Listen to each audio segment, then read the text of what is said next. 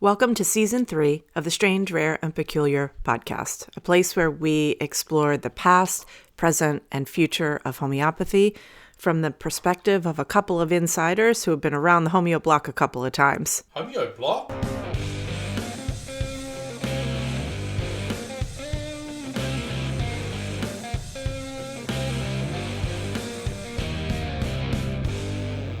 Early enrollment is underway at the Academy of Homeopathy Education. AHE is the first and only program in the U.S. to offer a full-time pathway. Enroll for fall 2025 by April 30th and save up to $500 on tuition. Contact admissions today at ahe.online. Good morning. Oh, we're on already. Hello. Good Hi. evening. Good afternoon. How are you doing? Good day. My name is Alastair Charles Gray. And it is... Who are you? I'm Denise Marie Straiges. There you go. Well, And welcome everybody. And we have a part of the naughtiest vicar that you can Oh my goodness. poke a stick at. Mm-hmm. We also have some mail. That's the tea you were talking about. And the mail. The mail. Can I read you the mail? You've got mail. Ding. I love that movie. Lovely message here from a listener. My gosh. Hello. Hello. Hey, I'm trying to read the organon. Good on you, mate. Yeah.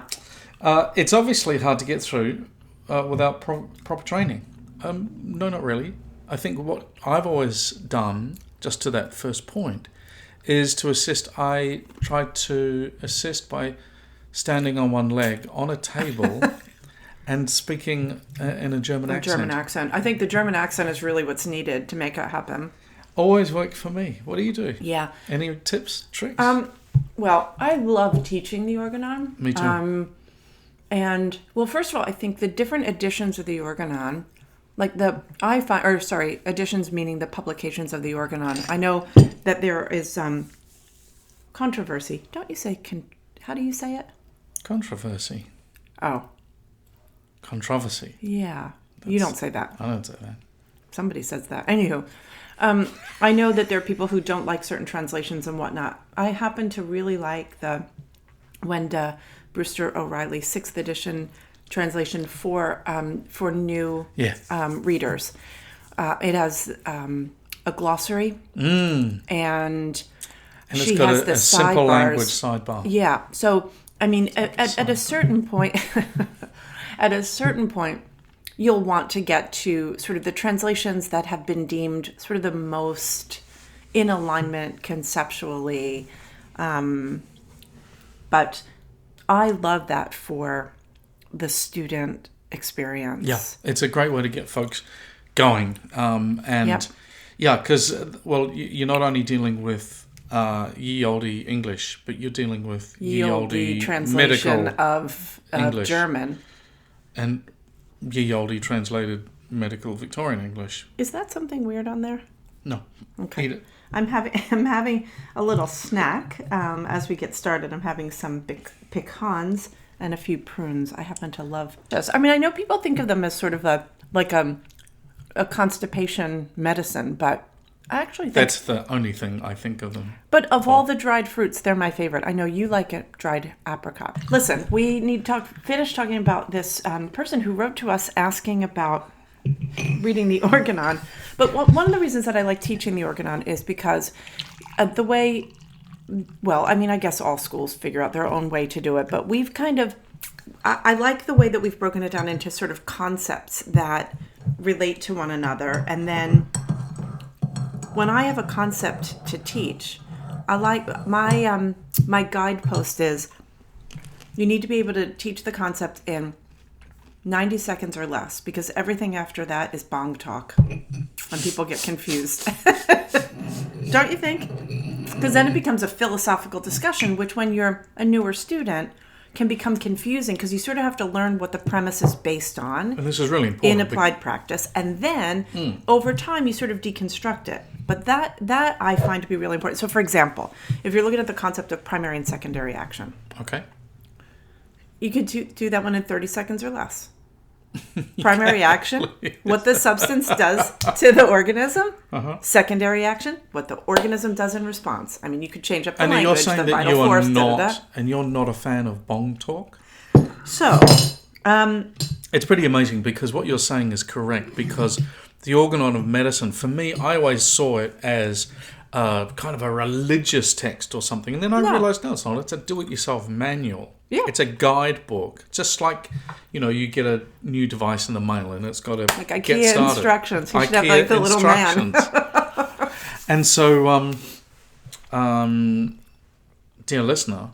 Let's go back to the bong talk, though. We can talk about it from a different perspective. But yeah. Because I think one of the things that has happened in homeopathy is that it's become this amalgamation of what a whole bunch of people who have like piled on a lot of spiritual teachings and stuff have interpreted it in that way. Mm-hmm. Like for example, aphorism 1. I don't have my organon in front of me, but I'm sorry, pruning my mouth. The physician's highest and only calling is to cure the sick, to heal, as it is termed. Well, if you use to heal the sick, to cure, as it is termed. How would you? It's an amalgam. The physician's highest and only mission is to restore the sick to health, to cure, as it is termed. I like that one. I like the word restore. Well. Oh, I said restore in mine, didn't I? But, yeah, you did. So you mixed up your O'Reilly and your Boriki there, but that's all right because what Denise is, look, what you're saying is that that translations aside, some are easier on the ear as you get going with them. Now, and when I was a student, so 30-something years ago, I learned my organon from Boriki, and so I like that one. Just kind of, and there's a couple of nuances, a couple of statements that are really important.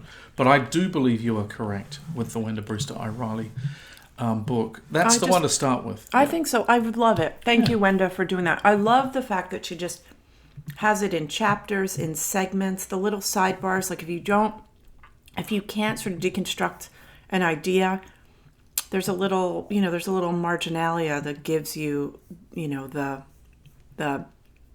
just a short and dirty about it. But the reason I wanted to go back to the bong talk idea is that people have made a lot more. I think things have been made more difficult, right? So, for example, aphorism 1, you have the physician's highest and only mission, right, or calling, however you want to translate it. But then the footnote to aphorism 1 is really specific about don't follow systems that are not based on empirical evidence. In other words, the aphorism 1, while we can imbue it with all sorts of meaning, and I think that what Hahnemann had achieved ultimately in terms of putting life back into an organism that was losing life, I mean, he did really crack the code and bring forth the elixir of life. So I don't in any way, shape, or form want to minimize that. That's what I'm all about. But there's also sort of the context of what he's saying. So the bigger point, the organon was first called the organon of the rational medical art, and then it was called the organon of medicine. And the reason that it was started as being the organon of rational, the rational part was that the other ways that medicine was being practiced in Hahnemann's time were not based on experience or a cohesive paradigm or philosophy. It was just cobbled together bits and pieces. Now, we're not comparing that to like Ayurveda or traditional Chinese medicine. I don't think he mentions those. Not once.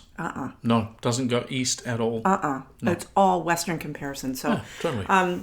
So that's why when...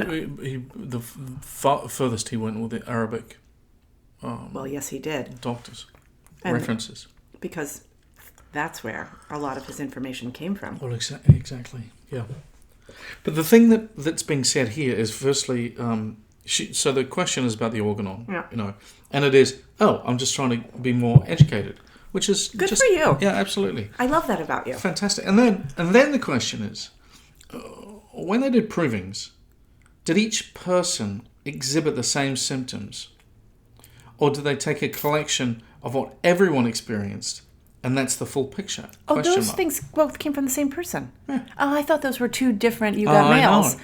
I love this. Being You Got Mail. Now, what a great question. And it's such a great entry point into the world of provings, because the answer is an emphatic no.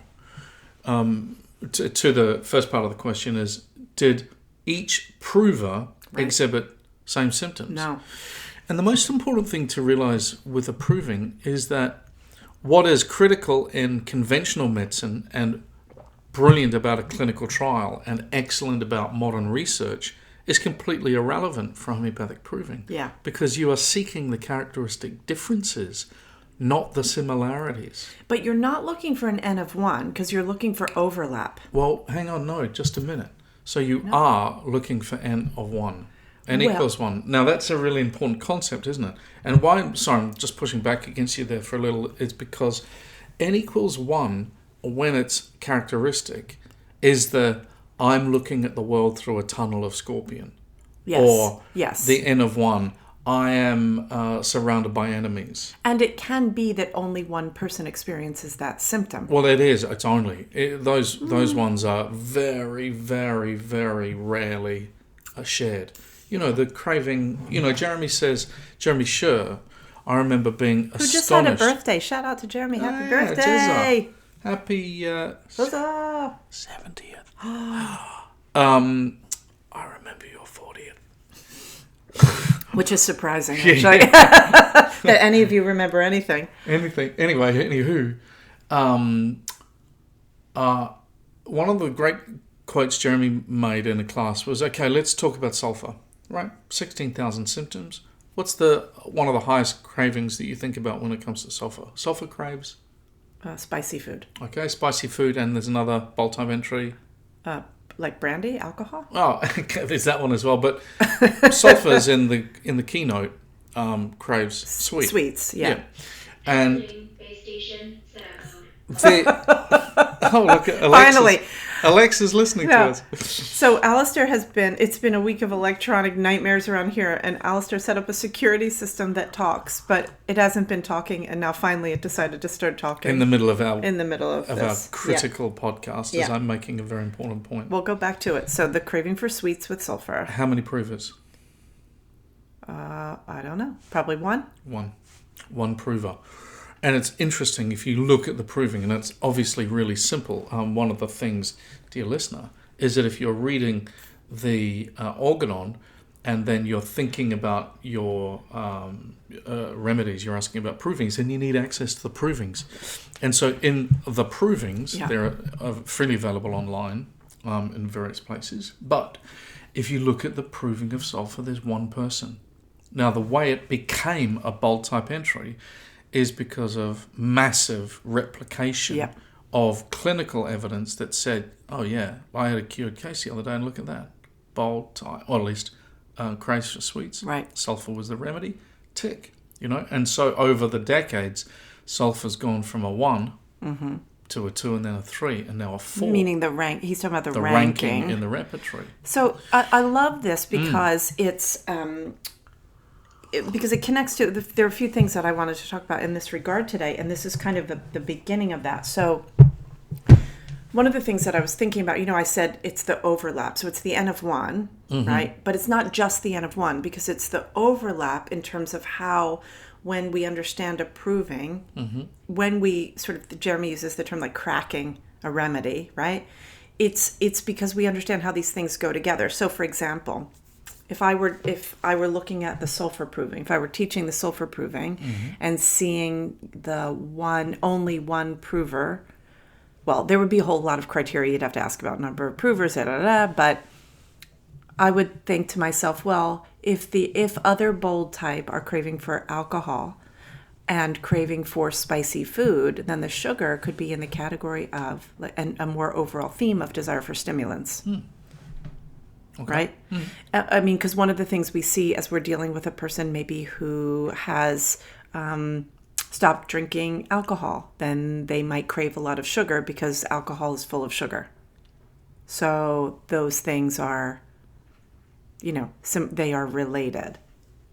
Do you know what I'm saying? Sure. And so this idea then of things being thematically linked, because last week, or in the last podcast, we talked about the totality of symptoms and the changing way that homeopaths have prescribed remedies over the centuries, and how the complexities and complications and interpolations have all kind of, they've all changed over time. So I don't want to go too deep in another direction. If you still want to go, I want to compare what I said to something else. Go ahead, do that, and then we'll come back here because it's all right. So back in the day, I'm going to go 20 years ago. I'm in a class, and I'm teaching proving method, and setting everybody up for engaging in a proving, and this was in Australia.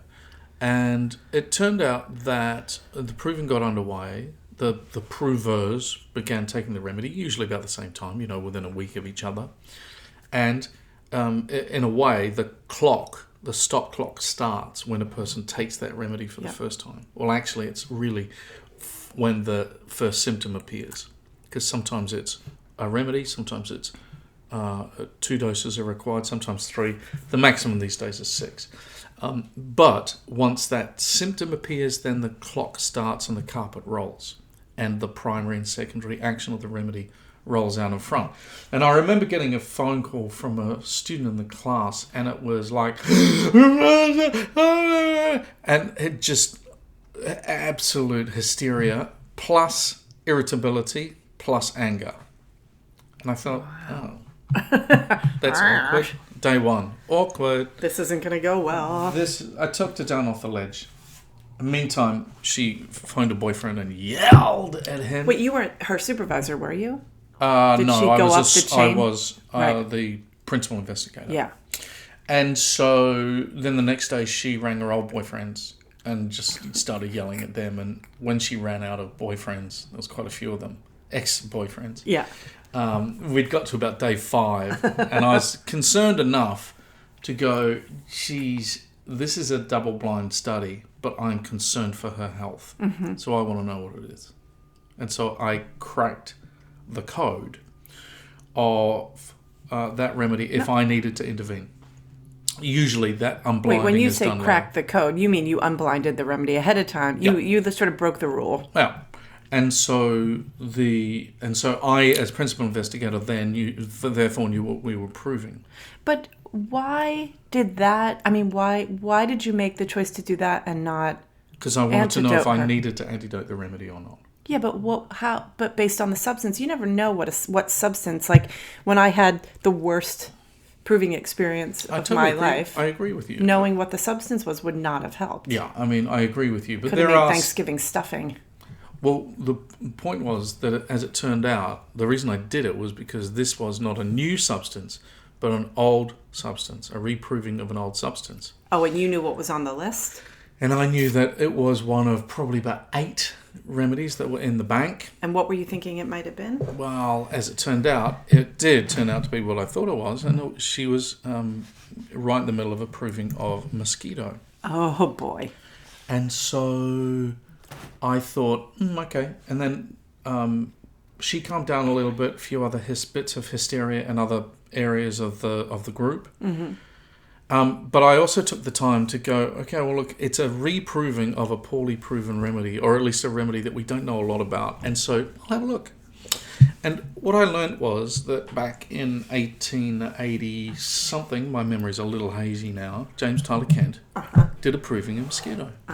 And in it, there were 56 symptoms, which he came up with. 56 symptoms. Culex is the remedy. Culex, yeah. And it was of not. And so the point, I'm just drawing out the story, but the point was that when the study was unblinded and we had collated our material, right, we had exact word for word 35 symptoms of his 56. Get out. 2/3 of the proving of mosquito is a direct overlap. That is amazing. I didn't know that. So what I'm telling you is the exact opposite of what I've said before about sulfur. N of 1. Oh. Because for characteristic symptoms, like really super characteristic symptoms, an N of 1 is okay. Sure. In fact, that's really all you need. But if you've got 2 or more, or 3 or more, right, or a significant overlap of symptoms 120 years apart, that's amazing. That is super cool. Now, of course, I've done lots of other provings of old, poorly proven remedies or substances that needed another proving over the years, like cactus, like tuberculinum, blatta, like tuberculinum. Oh, blatta is the cockroach. Cockroach, yeah. And there's been a significantly lower percentage of overlap. Yeah. Even to the extent bufo. There is no looking in a corner to see my... Really? Seeking a corner to go and masturbate. Uh-huh. That symptom? Yeah.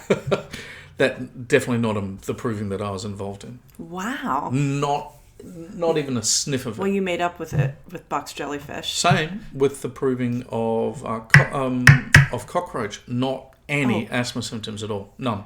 The humid asthma business is not. Yeah.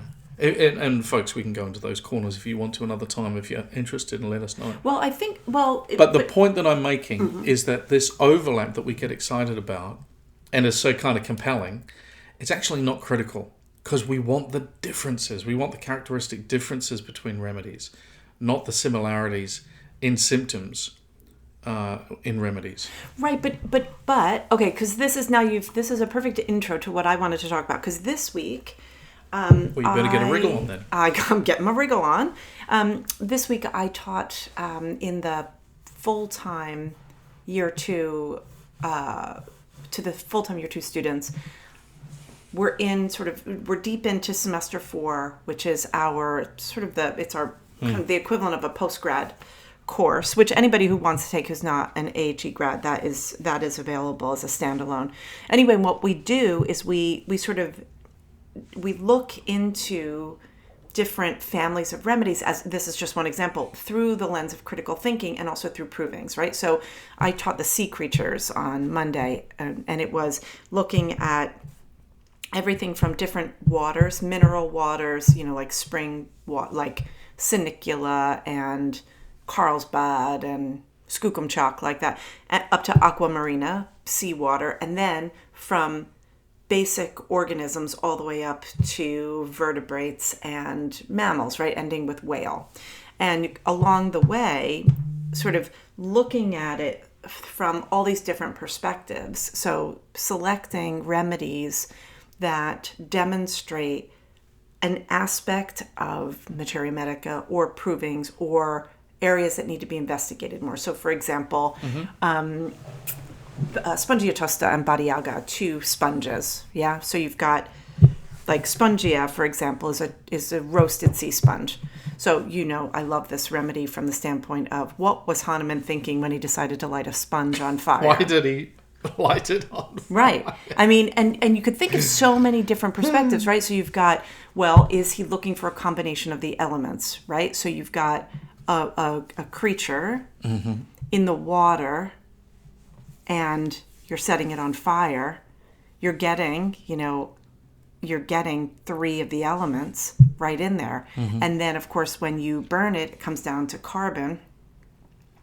And this was during the phase when he was looking at all the carbon remedies, carbo-veg, carbonomalus, so on and so forth. That's when he came up with causticum, which of course burnt kali, right? So all of the fire stuff. Anywho, so looking at that, so we know Spongia, as an example, is one of the top 3 remedies for croup. Every first year student or mom who's a great prescriber knows this.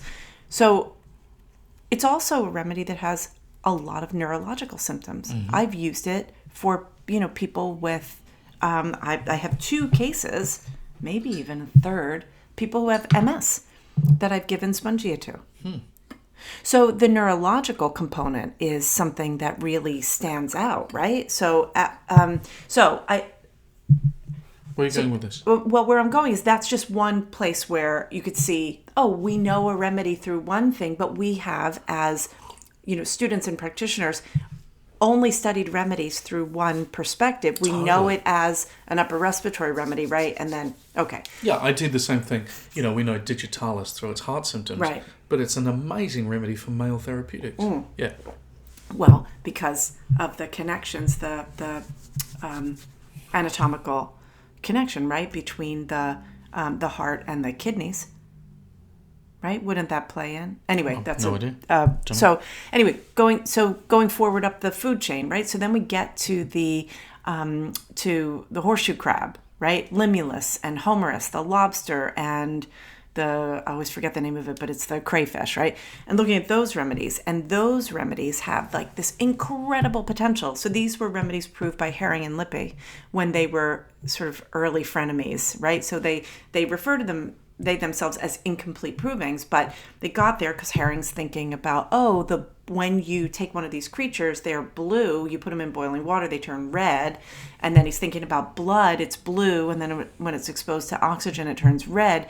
Is this some connection? He connects it to the element of copper being in it, cuprum being a remedy for cholera. He goes through all of this extrapolation. He says these remedies may be good for bowel conditions. Well, it turns out they are, but also you just think about what a proving is. It's we're seeing what the remedy does, and it's of course prescribed according to similars. Well, people are allergic to shellfish. That is a big, it's one of the major allergies. So you've got this allergic constitution with these GI symptoms, right? And these suffocation symptoms. So like the respiratory, the GI, the allergic responses.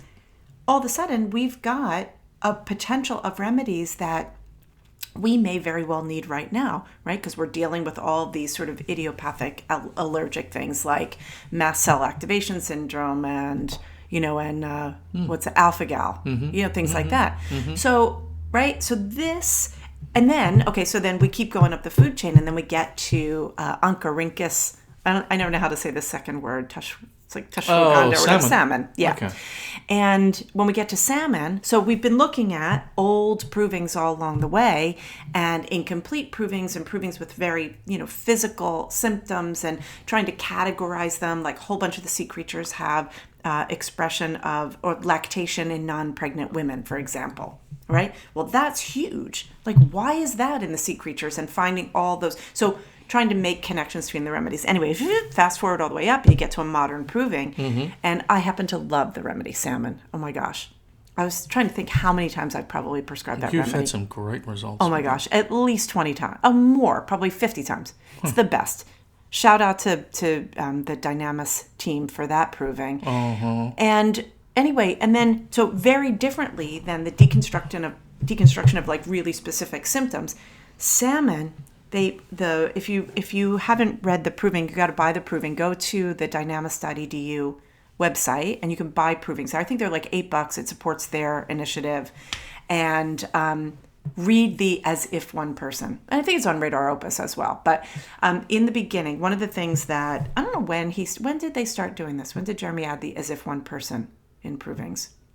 Well, from the beginning. No, not definitely from the in the beginning. 90s. But it's not like in the plutonium nitricum proving. There's not an As If One Person. Well, it was spoken about at the time. Yeah. In the class. But in the publications, so just in terms of students learning, right, or practitioners deepening their knowledge, I love this. And I have a couple of classes where I teach from, a bit of the remedy from that, because it's so beautiful when the proving, you never want a person to give you too much. You don't want them to sort of manufacture something. This is why that N of one that overlaps. This is what I was talking about. But like in the salmon proving, for example, it's all about fertility and pregnancy and finding a soulmate. But also there are these other, like the aphorism 153 part of it, like the characteristic or strange, rare, and peculiar symptom, like of wolves. Why are there wolves in the salmon proving, right? So, and then of course there's all the imagery of circles, and you think about the life cycle of a salmon and returning home and all of that. So that then, what I do when I teach that is just take different pieces from that As If One Person to show the connections within a proving, that we understand that mental and emotional so fully. So when Denise is saying, when you're saying as if one person, Yes, let's what talk you're about doing that. is the proving is complete, and in the collation and the editing and the extraction of the relevant information, Yeah. all for a different day. What you're left with is a profile. Yep. And the profile includes collated mind symptoms, head symptoms, toe symptoms, Sensations. knee symptoms, Mm-hmm. all the rest of Modalities. it. And those, if there's 20 people in the proving, or if there's 5 people in the proving, they are collated into a profile. I think that's what the delightful listener mentions, actually. Yeah. What Into do the they say? full picture. That's Yeah. exactly it. And so Denise is calling that as if one person. Yeah, right? that's what that's the term that Jeremy Sher uses to talk about how with approving, and I love how he describes this, which is it's as if you're looking through a prism. So each person who's a prover is experiencing this shamanic part of homeopathy in their own way, in their individual, expression based on their susceptibility, and they're seeing it through the lens of the prism. And each of us will cast our own color through that. But then a good proving, if you have that information, looks at it and pulls it together to tell a story that helps us to remember it. And then we back in and look at all of the very particular bits of information. And I don't know, does every remedy give you that clearly? Like, I think salmon lends itself to that so beautifully. Well, I think the well-developed profiles of polycrests, we've got within the broad circle of symptoms, the cluster of symptoms. Yeah. We've got you look in the night sky, not so much here. Well, no, we see a decent night sky here. Oh, totally. We've got the prominent stars. There's millions of stars. Yeah. Like there's thousands of symptoms in each remedy, or in the big polycrests. But there are really significant stars, and that constellation or that pattern is really the thing. For me, that's the best analogy of what we're looking for. Yep. And so you'll see lots and lots of overlap with other remedies, but you'll see that in the phosphorus profile from the provings and from the clinical evidence, from the toxicology. You've got that, and that. Right. And those big stars are always there in that galaxy, or that constellation. But there's always a risk to that, right? Because Totally, what happened in the Vitulcus early days with the essences, then of course the scandal of the stolen essences, but it was a distillation to these core aspects, these little stories, these vignettes, like looking at a horoscope in the newspaper. All Capricorns will have money today, and so there's a risk to it, and so and this is what has happened. If Jeremy's ears must be burning, quoting him again, but he does this thing. I've mentioned it on the podcast before, where when he's talking about sort of the shortcuts that people take and sort of the like a ham-handed, that's my word, I love ham-handed, but a ham-handed prescription might be looking at a Vitulcian essence and assuming all pulsatillas are, phlegmatic women and, Well, docile. they're all blonde and blue-eyed and weepy. Exactly, and sitting by a window. But he does this thing where with yellow snot. Exactly, just pouring out of their nose. But what he does is a comparison. He reads a bunch of symptoms, and you have to guess if it's pulsatilla or nux vomica. And obviously the outcome is, the idea is to get a person to see that nux vomica will have as much sensitivity as pulsatilla will have, sort of irritation and abusiveness and so on and so forth. So that's why I guess the moral of the story is that there's more than one way to skin a proving. Well, there is. I'm continuing on this set of questions here, because in one small paragraph is 20 questions. The question then is, how many people are in a typical sample size for each remedy? And for that, I'll give you the quick answer. We can talk about the quick answer. We got a little bit of time up our sleeves. When it comes to the sample size, I was alarmed and somewhat disturbed to see that in the proving of Platina, Oh, right. three people. Mm-hmm. In the proving of Camomilla, 3 people. In the proving of Cactus, an Italian doctor and his wife. I was doing all the water remedies, and some of them were just like this one. I think it's in Senicula, the family that was living by this mineral water, and they drank the water for a year. They had a bunch of problems. Yeah. And so we've got some challenges in our field about some provings that really need a broader sample size. And in chronic diseases, Hahnemann gives no information about the attainment of symptoms in some of those remedies. Well, that's true, isn't it? Mm-hmm. And so these days, there's a pretty important event that went on starting in about 2013. Oh, good. You're going to talk about that. And so in 2013, these two lovely gents who are high on my list of fine work, sir, Professor Ashley Ross from Durban in South Africa. And Jean-Pierre Janssen, who is in the north, I believe in Groningen in Holland, got together because they were sick of a problem which kept emerging. And it was that there's these groups around the world that are conducting provings, but all of the methods that they used were somewhat different, sometimes a lot different, and sometimes just a little bit different. And they went through this process of getting everybody that was involved in that conversation around provings around a table, and they bashed out over a period of a year or two with good public comment period and listening to everybody. They bashed out some really strong and harmonized guidelines, which are now available. They're called the Harmonized Guidelines of Provings. And Liga and the ECH and the HPUS and all the various important bodies signed on to these guidelines, and really they kind of are the stamp of, if your proving has met these standards, then we're going to really listen to it. And so, do you know the magic number? 20? 25? 26. 26. Yeah, 26 is the magic number. How did they get to 12? Why 26 and not a... I have no idea. Okay. But isn't it an interesting one? So 26 is... And I'll tell you what, those provings that I've done that have got 26 participants, oh my God, you're dealing with a mountain of information. Oh, totally. Wow. But that's the sweet spot, because provings with 50 people, and there have been some provings with a lot of people, they're impossible to manage. Right. And too much information. And eventually saturation of information. So what you want is anywhere between... say 20 or 26. I would say most of the provings that I've been involved in, which is 25, 26 of them. 26 provings. Isn't that interesting? I love it. Some have had a low number. A couple have, have been maybe say 10 participants, but for the most part, they've usually had around 15, 20, 25, and they're just right. It's like Goldilocks. Boom, just right. So that's the magic number.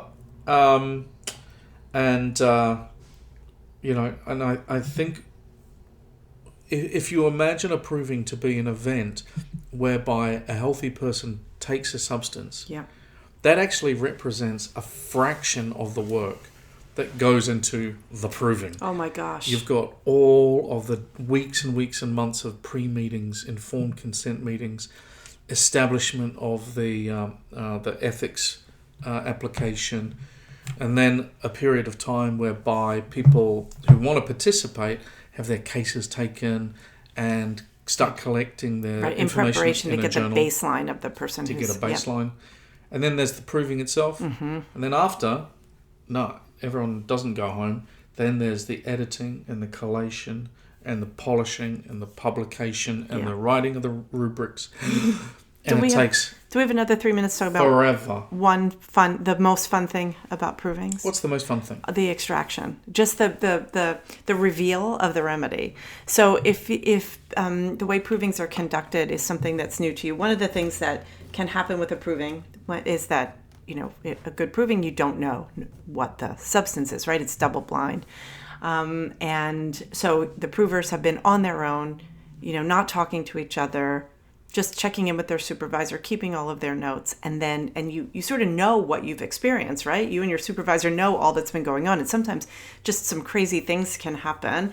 And then you come to the extraction where the group comes together and people present their symptoms, and it's really nice because it's a way to like get it out of your system, but to also hear other people's experience. And I'll never forget like being at a proving that I was a part of and hearing people before me having the same symptoms that I had and just being blown away.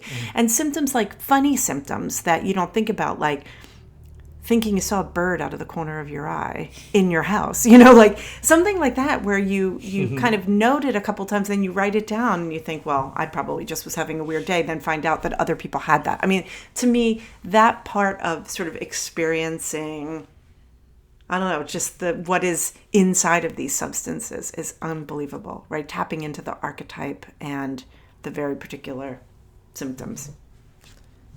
We got to go. What do you mean we got to go? We have 9 minutes until our next. We're just warming up. I know. No, we got to go, folks. It's crazy. But 41 minutes is just not enough for a satisfying conversation about this meaty subject. Thanks so much for sending those comments through. Yeah, please do. And let's have some more. I mean, Denise and I have got a conga line of things. We look at each other and we start talking, and often it's over dinner and often it's over a microphone, and but it never gets old, huh? It's the best job you could ever have. If you haven't noticed, we love being homeopaths. And if you're thinking, gee, these two bicker a lot, I'll tell you what, if you could see our faces, we're loving it. Yeah. That's funny. All right. Team. See you, everybody. Take care. Ciao. What if you gave yourself 3 days to deepen your practice, connect with a like-minded community, and walk away with 9 CEUs? The Potentized Homeopath Retreat isn't just another seminar. It's a rich, immersive experience. You'll explore complex case management for autoimmune conditions and PANS pandas, dive into potency and posology, and engage with 15 new provings and reproving remedies. There's even a Homeo nerd-out party and a peek inside the Hahnemann archives. All this while supporting the Home Foundation's vital work in research and education. Join us in Philly, or virtually, June 2nd through 4th. Visit ahe.online/events to reserve your spot today.